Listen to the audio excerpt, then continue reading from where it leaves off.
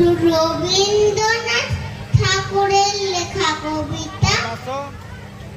প্রশ্ন, মা গো আমায় ছুটি দেব, সকাল থেকে পড়ি মেলা।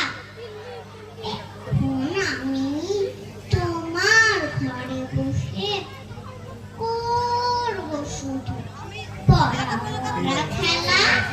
তুমি বলছো দুপুরে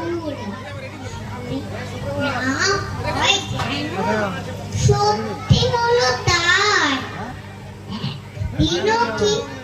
একদিনও কি দুপুর বেলা হলে বিকেল হলে মনে করতে নাই?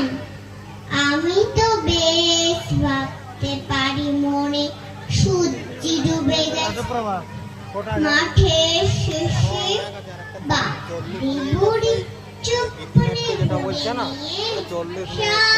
তুলেছে পুকুর আধার হলো মাদার গাছে গলা।